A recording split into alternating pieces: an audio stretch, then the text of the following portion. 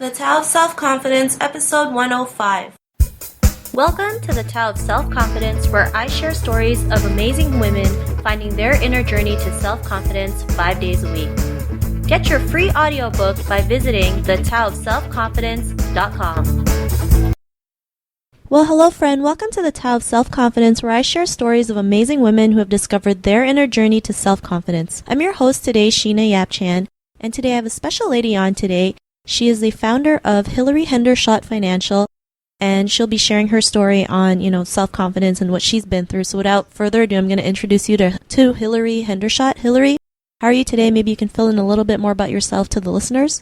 Sure, you bet. Thanks. I'm doing great today. It's almost Christmas here in California, and so we're getting ready with a little rain. A little bit about me. I've been in the financial advice world for about 15 years now, and it's really interesting because my professional journey really dovetails with your inquiry about self-confidence. But just about 18 months ago, I went out on my own. So I started in the business with my parents as my mentors, so in the family business, and I really had a passion for working specifically with women. I wanted to create a company and a brand and an offering that was specifically targeted at women, and felt that I could best do that on my own. So I founded Hilary Hendershott Financial and brought with me all that experience and some clients, and started offering online programs to help get people trained to organize and manage their money really effectively. And I'll talk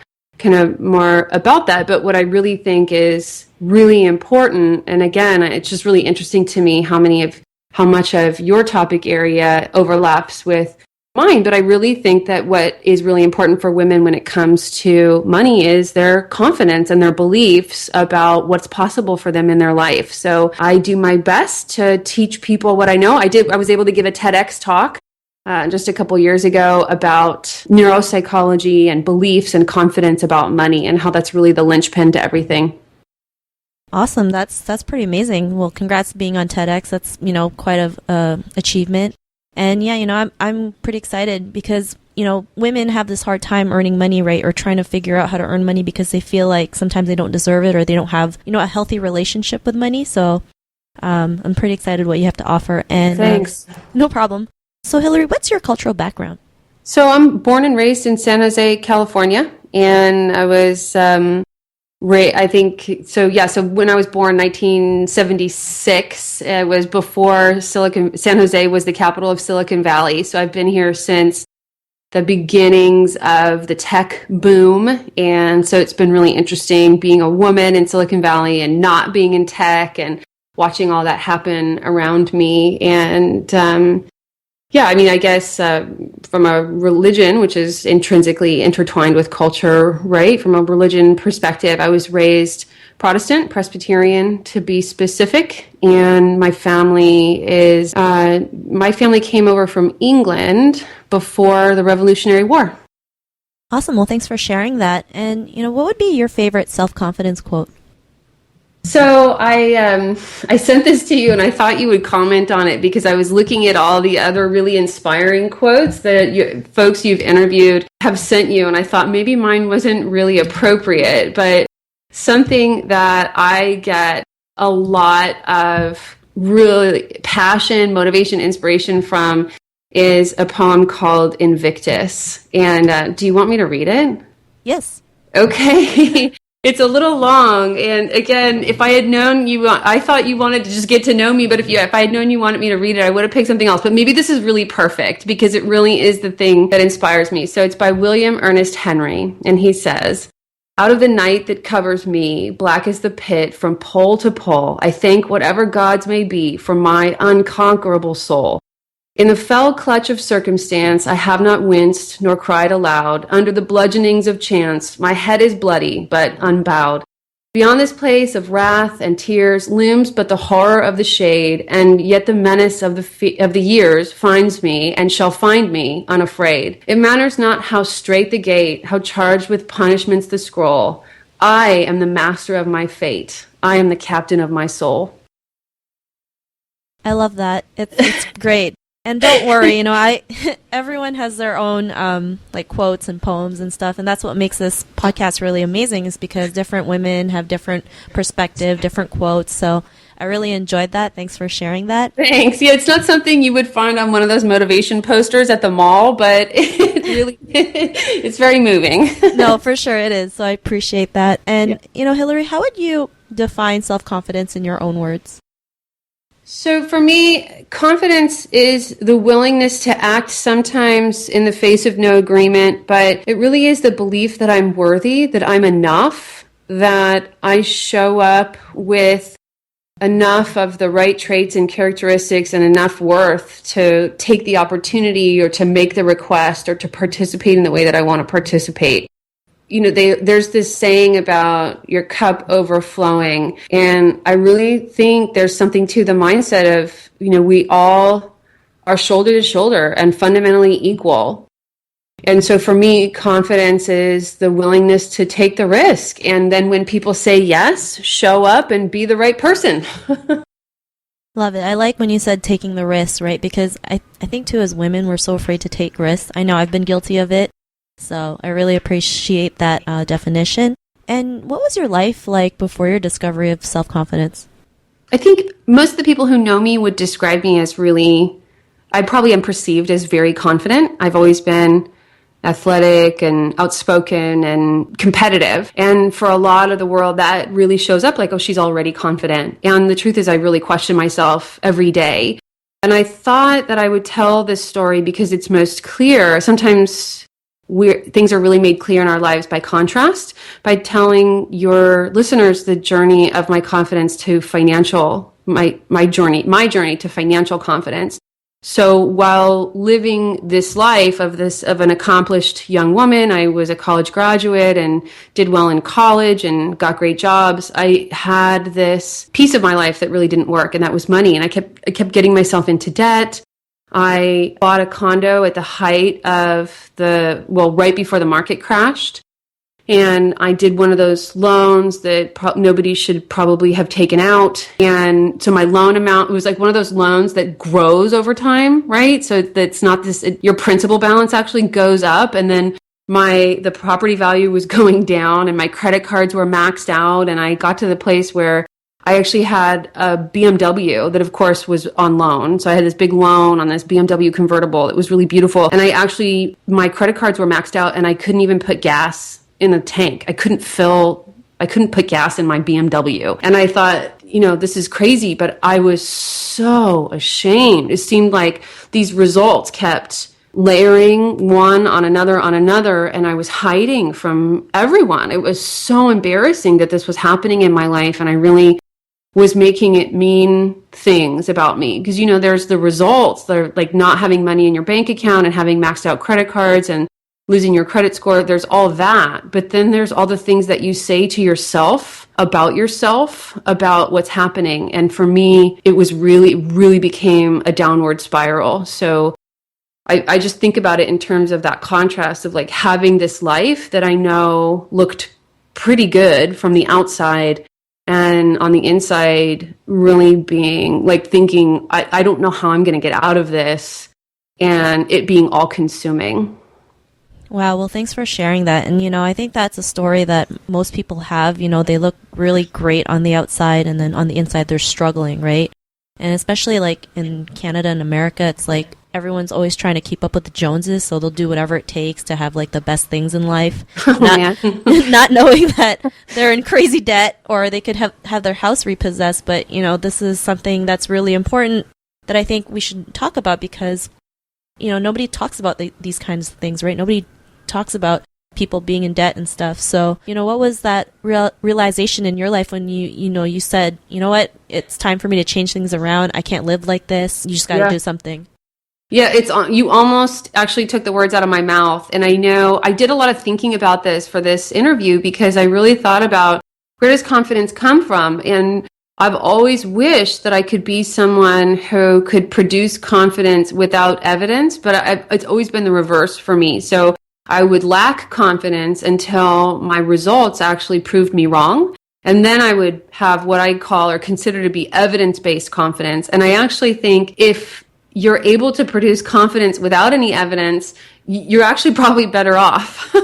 So there literally was a day, everything was crashing down around me financially. And I said to myself, like, I really just got real with myself and said, it's really obvious where this is going. Like, I'm lucky I can go sleep on my mom's couch and rent this condo out. But if I didn't have that, I really have put myself in a position where I may have legitimately been facing homelessness. And I said to myself, this is just not, that my life isn't going to go this way. So it was a pull myself up by my bootstraps kind of a moment. It's like leaving a bad relationship, right? Because you suffer and suffer and suffer and you don't want to leave. And the hardest thing is actually making the decision. And once you fully decide, all the actions that there are to take and everything just becomes really clear.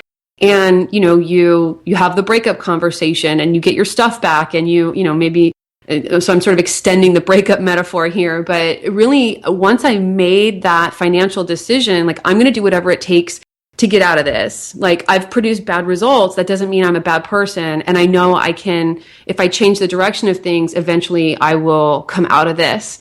And I still was embarrassed. I still really suffered about the results that I had produced, but I set about a different course of action. And I let the condo go and I paid off or made negotiations with the credit card debt. And I gave the BMW back to the bank with an empty tank of gas and I right-sized my life. And it wasn't for some time after that I could tell this story. And I really was still kind of pretending. So I was in financial services at that time. I was working with millionaires and multimillionaires, helping them invest their money and dealing with this catastrophe in my own financial life kind of in the background. And then I had this thought, if I could share this in a triumphant way, if I could share this win with women and inspire them, then it actually will have not been a net loss. Like I cost myself tens of thousands, if not hundreds of thousands of dollars. I drained my IRAs and everything like that, throwing good money after bad. But I thought, if this can be a gateway for the women around me to suffer less or not suffer at all, then I will have fundamentally won.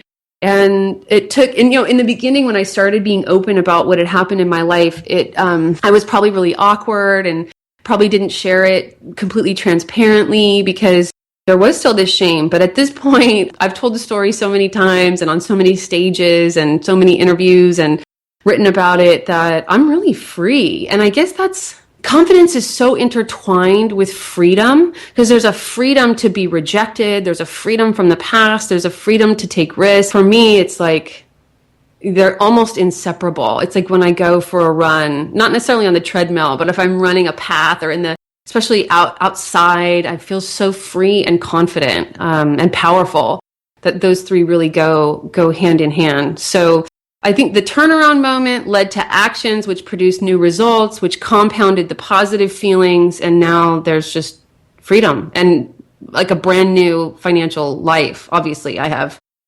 savings and I save a lot and I don't have any debt and like that.